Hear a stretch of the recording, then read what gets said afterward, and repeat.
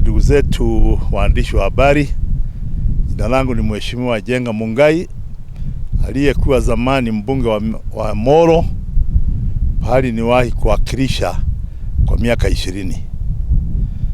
Jambo ambalo limetufanya tuwaite leo ni jambo ambalo limetukera sana sisi watu wa Moro, na mimi na imani limewakera hata watu wa Nakuru, na ninajua linawakera wa Kenya ambao wanapenda amani.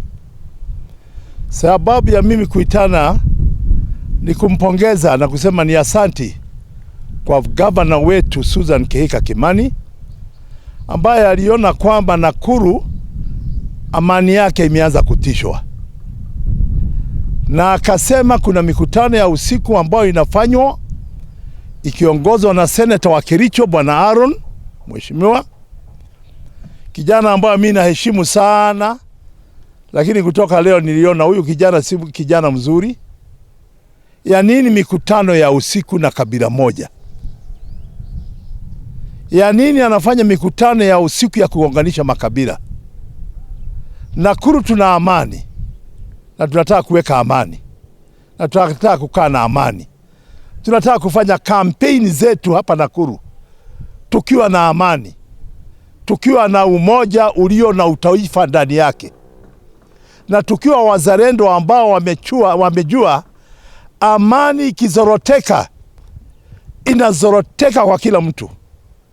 Awe wewe ndio ulileta kufuruga amani, niwe mimi ndio ninafurugwa, zote hatuna amani na zote tunateseka.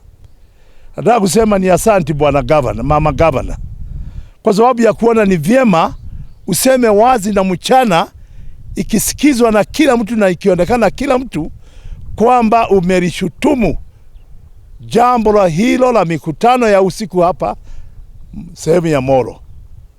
Tumesikia hii mikutano ilikuwa ikiendelea, tunaiangalia tu, na watu wa Moro wanajua, watu wa Nakuru wanajua. Hata mlienda paka Lake Elementaita, mmefanya mkutano huko, mnafikiri sisi hatujui. Haya yote tunasikia, lakini tunasema kusema hivi, mikutano kama hii ya usiku ilifanywa 1992, na mimi Jenga Mungai nikasema vile ilifanywa na vile mambo yalifanywa, na baada ya hayo mliona mambo yaliyotokea Nakuru na Kenya kwa jumla. Vita vya ukabila vikaenea kila pahali, hasa upande wa Rift Valley. Mimi nataka kuomba ninyi watu wa Kenya kwanza, hamutachukua uongozi kwa nguvu. Fanyeni siasa kama wanasiasa, fanyeni siasa kama watu wana imani na siasa ambao wanafanya. Fanyeni siasa ya chama chenu, ya serikali ambao mnaongoza, mtuonyeshe imefanya nini na ndi kwa nini mnataka kuungwa mkono. Lakini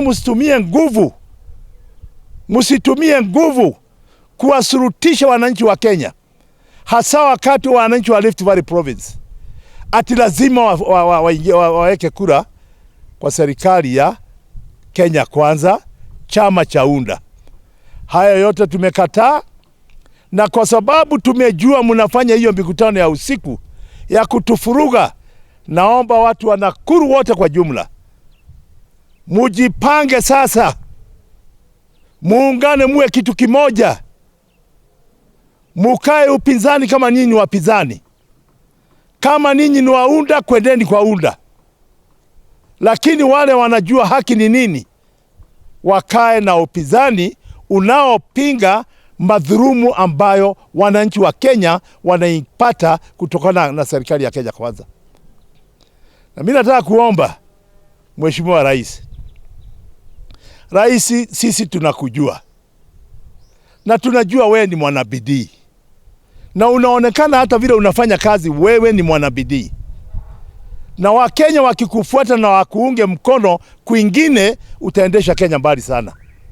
Lakini ikiwa wewe utanyamaza pia, wananchi wathurumiwe, waharibiwe mali yao, amani yao ikose, wafanyiwe mambo kwa nguvu, washurutishwa kuweka kura kwa nani kwa nguvu, haya yote tumekataa. Na mimi naomba wewe Rais, badala ya kura zako ziharibike na njia hiyo, ingilia hii maneno. Ni maneno mbaya, na sisi tutasimama imara kuipinga na kusema hapana. Na tuulize wapinzani, kwa nini muogope? Kama baba zetu wa zamani waliogopa kukaa katika upinzani wa serikali, hata serikali ya mzungu mkoloni, hatungepata uhuru ambao tunauona sasa. Kwa hivyo mimi nasema msione kuwa wapinzani mna dhambi yoyote. Hamuna dhambi kwa sababu mnatetea haki yenu. Hamuna dhambi kwa sababu ni ukweli mnasema, na taifa lolote halitaweza kuokolewa kama ukweli hautadhihirika. Lazima ukweli udhihirike ili wananchi wawe huru. Mimi kama Jenga Mungai ni mzee wa chama cha Jubilee, chairman wa wazee katika chama cha Jubilee, na mimi kama mzee siwezi kuunga mambo chochote ambacho kinaweza kuharibu amani ya Wakenya wote kwa jumla. Nataka vile tulivyolewa sisi na vile tulivyolea watoto wetu, hata watoto wetu waweze kulea watoto wao. Ndio kwa nini tunasema hatutaki hii dhambi ya mikutano ya usiku ya kutengeneza vita ambavyo havina maana. Na kuna swali moja mimi nataka kuuliza. Bwana Haron, wewe ni Mkalenjin. Wale unatembea nao na tumewajua wote ni Wakalenjin. Kwa nini umshiki Mjaluo mmoja utembee naye kwa hiyo mikutano ya usiku? Kwa nini umshiki Mkisii mmoja mtembee naye kwa hiyo mikutano ya usiku? Kwa nini uchiki kabila lolote utembee nalo kwa hiyo mikutano ya usiku? Ni kwa sababu wewe hila yako ni kuwapangia makabila mengine ambayo inaishi Nakuru. Na zaidi ya sana nataka kusema, kama mikutano iliyofanywa 1992 ni kama ule unaofanya sasa, mnapanga mikutano kuhusu hila ya Wakikuyu. Na mimi niko na swali kwa Wakikuyu na Wakalenjin. Wakalenjin, museme ukweli. Uongozi wenu muwe rais wa Kenya hii kutoka kwa nani? Mulipewa na Wakikuyu. Wakikuyu Moi, watu walipoanza kubadilisha katiba asije akawa rais wa Kenya, na alikuwa naibu wa rais wa Kenyatta. Kenyatta alijitokeza akasema, wacheni maneno yenu, hakuna kubadilisha katiba Kenya, nina imani na makamu wangu.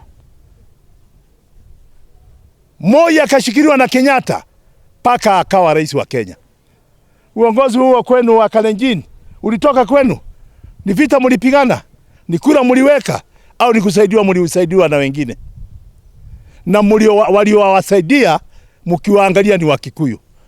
Ninyi Wakikuyu mnapoishi hapa na Wakalenjin, kuna makabila mengine mnaishi nao kwa wingi kama vile mnaishi na Wakalenjin. Kwa nini ninyi Wakikuyu na Wakalenjin wazee msitafute siku ya wazee kukaa chini mnaulizana nini?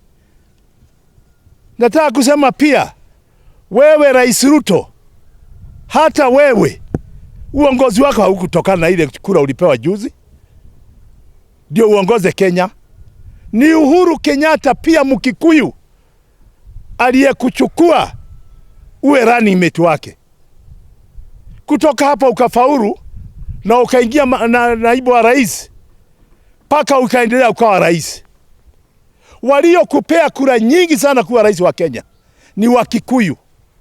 Na sasa ni Wakikuyu wanachimbiwa shimo Rift Valley. Ni vita inatengenezwa Rift Valley, Wakikuyu wapigwe. Wasiweke kura, wasifanye nini? Nataka kumshukuru gavana wetu kwa yale ambao alituambia. Na ni mambo ambao tumekuwa tukishuhudia kila wakati. Na mimi naomba Wakikuyu pia wacheni hiyo uoga yenu. Wacheni hiyo mchezo yenu ya siasa. Kama ni kwenda kwa rais, kwenda msumuze na rais, muulize kisiasa tunaulizwa nini katika mali yetu na pali tunaishi na ni kwetu. Msiogope. kwa sababu mkiogopa hii mali mtanyang'anywa. Na mimi nataka kusema hivi nikimaliza, kwamba vyama vyote viungane, na naomba wale watu ambao ni wa Jubilee kama mimi, kwanza tutembeze chama chetu cha Jubilee. Mambo ya kusema muungano pale juu, hii muungano pale juu itakuja, lakini wacha ikuje wakati wake. Lakini tutembelee wananchi wenyewe, watusikize tunawaambia nini kama vyama, lakini si kwa muungano. Atutashikana wakati muungano itakuja, tushikane huko kwa muungano. Unganisheni watu katika vyama vyenu. Wakati wa muungano wa vyama, saa ingine hamujui kama watakosania pale juu, tena muone muungano huo umekuwa muungano wa bure, na mkutembelea wananchi muambie mnataka nini. So mimi nataka kumalizia hapo. Tunataka viongozi ambao hawana ukabila na kugawanya Kenya. Na mimi nataka kusema hata ingawa Uhuru Kenyatta alienda kwa kustaafu baada ya miaka, tunamshukuru sana Uhuru Kenyatta. Na Wakenya nataka kusema, sisemi hivyo kwa sababu Uhuru ni Mkikuyu, sisemi hivyo kwa sababu Uhuru ni wa chama chetu cha Jubilee, lakini kuna kitu ambacho yeye mwenyewe amesaidia Kenya sana. Mlimuona juzi akionyesha Yesu Kabila, alienda akamleta Raila Odinga awe candidate, mpiganiaji urais katika Kenya, akimuunga mkono. Mulimuone yeye mwenyewe akimpigania, na sisi tukampigania Raila. Tulishindwa na tulikubali. Uhuru alisema watu wapumzike, tuangalie mambo ichunguzwe, lakini hakumtukana mtu yeyote. Mkiangalia Uhuru katika chama cha Jubilee, amemleta Matiang'i. Yeye hajaonyesha mtafute Mkikuyu au Mumeru wao au Muembu wao alete. Tena alimtafuta Mkenya ambaye anaona anaweza, akamleta Matiang'i. Kwa nini tusiwe viongozi kama Uhuru Kenyatta ambaye hataki mambo ya ukabila, anataka maelewano ya makabila yote na kukubali kabila lolote laweza kuongoza Kenya? Naomba NCIC, hili jambo ambalo lilisemwa na gavana wetu ni jambo tunataka lifanyiwe uchunguzi, kama kuna ukweli ndani yake au hakuna ukweli. Kama kwa hakika wamefanya hivyo na senator ametajwa, alihusika, aliongoza, achunguzwe, ijulikane anasema nini kuhusu hayo na anajua mangapi ndani ya hayo. Kwa sababu labda wanamaliza sasa, wamefanya siku nyingi, wako tayari, wamegoja tu kuambiwa wavamie. DCI, kama hakuna kitu cha kuchunguza kama hizo, mnafanya nini? Chunguzeni pia, mtuambie kweli hapana kweli. Na nikimaliza, mimi nataka kusema hivi, niliona juzi hapa Nakuru tu viongozi wengine wanasimama kumshutumu Gachagua ati kwa sababu anakuja Nakuru. Gachagua ni kiongozi kama viongozi wale wengine, kiongozi wa chama kama vyama vile vingine, kiongozi ambaye ana haki kwenda kokote nchini kuuza chama chake, na akifanya makosa yoyote katika matamshi yake, muna haki ya kumshtaki, lakini hamuna haki ya kumfuruga. Hakuna haja ya kumfuruga. Na kama hamjui Kenya Kwanza, Gachagua amepandisha cheo, amepanda sana, kwa sababu mnamfuruga na anajulikana wa Kenya, anafuruga kwa sababu ya chama chake. Kama kikiwa ni chama chake itakuwa na nguvu kuliko vyama vile vingine, na Wakenya waamue ni yeye kuna makosa gani. Si atawaongoza Wakenya tu, si akifanya makosa ataambiwa na Wakenya tu. Si kukiwa na maandamano kwa sababu ya uongozi wake mbaya, si itakuwa maandamano kwa kuhusu yeye. Mimi naomba ninyi watu wa Nakuru, naona gavana wetu wa Nakuru, naona viongozi wetu wa Nakuru, kama Gachagua ataka kuja Nakuru, wacha atembee. Atakuja asubuhi, lakini hata simamisha jua kutua. Usiku utaingia na Gachagua ataondoka aende kwao, atuachie Nakuru yetu na amani. Kwa majina naitwa Sospeter Nguru, mkaaji wa Molo. Mimi sio mgeni Molo, nimezaliwa hapa, nimekaa hapa na mambo yangu yote iko hapa Molo.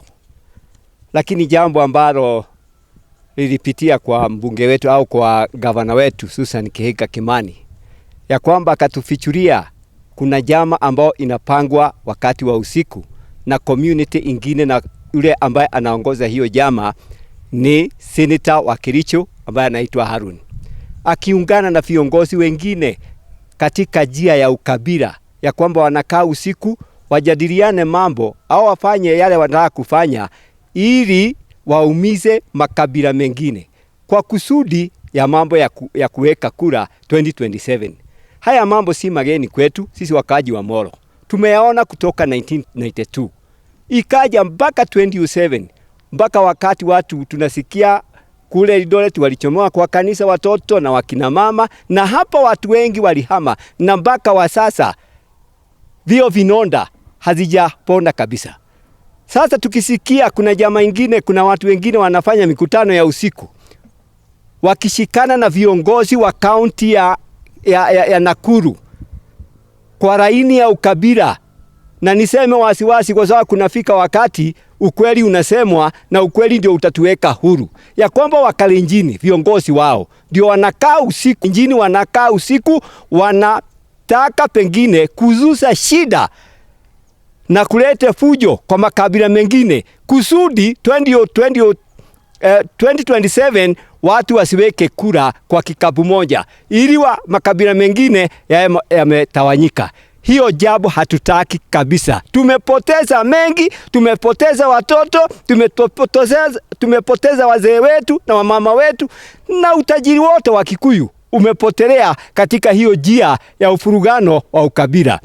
Ngoja nimwambie Bwana Harun na asikie kabisa, na rais pia, kama yeye ameshika jukumu ya kulinda maisha ya mwananchi, na yeye ndiye ako katika hiyo ofisi, tungetaka yeye mwenyewe, Susan Kihika ni gavana wake, ni chama chake, na ako katika Kenya Kwanza government, atuelezee kwa kinangananga haya mambo ni kweli au sio kweli. Kama ni kweli, yeye mwenyewe atokee usiku mchana kabisa akemee hili jambo, na wale ambao kama Kihika Kimani yako na ushahidi, hawa watu wawekwe ndani na pia waondolewe katika uongozi kabisa. Na sisi wana Kenya tunaweza kusema, tunaweza kufanya demonstration, sisi watu ya hapa Molo na Nakuru yote, mpaka hawa watu waondolewe katika uongozi. Hata kama ni kwa bunge, tuseme hatutaki kuwaona kwa bunge hata kidogo. Hatutaki kuyaona yale tumeyaona, tumeyapitia, hatutaki kurudia hapo. Na ukabila uishe kabisa, na Mkalenjini ajue tunakaa hapa, tumeoana na wao, tumezaa watoto na wao, na sisi tumefanya biashara na wao, tunasoma kanisa moja na wao. Kwa nini basi ikija wakati wa siasa wanaona kana kwamba sisi hatufai, wao ndio wanafaa kukaa hapa Molo au kukaa pahali Rift Valley? Sisi tunakemea hiyo jambo, na tunakemea kwa nguvu zetu zote, katika hali ya kimwili na katika hali ya kiroho. Tumekemea hiyo mambo yote, na Mungu atusaidie. Na mimi ningeuliza Wakenya, watu wa Rift Valley, wakae macho, wakae randa, watege masikio, tusije tukavamiwe usiku, kwa sababu wale wanafanya mikutano yao ni usiku, wasije wakatuvamie usiku. Ngoja tukae randa.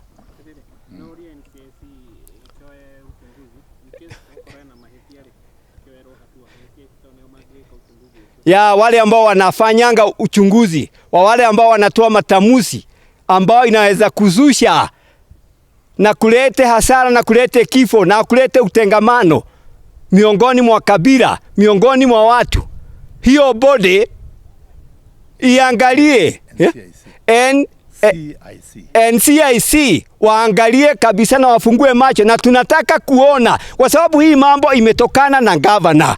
Na gavana sio mtu mchache, na sio mtu wa ni manamba ambao wanatembea hivyo hivyo. Gavana ni mtu ambaye tulichagua, na anasimamia kaunti mzima, Nakuru mzima, na anajua haya mambo. Kwa hivyo kupitia kwa gavana, tungeuliza hiyo body ipeleleze kwa kinagananga kabisa, mpaka tujue. Hatutaki watoto wetu wao wakilala wanaamuka wanauliza hawa watu wamekuja, hawa watu wanaongea nini? Hatutaki kuona, hatutaki kuishi na uoga tena. Tunataka ukweli wa mambo, na ningeuliza president mara ya pili, hii mambo asiyachukue kwa msaha na asione kama ni mchezo wa siasa. Kwa sababu siasa imechezwa, tumepoteza watu, tumepoteza mali, tumepoteza mashamba yetu. Hatutaki mambo haya kurudiwa tena. Asanteni sana.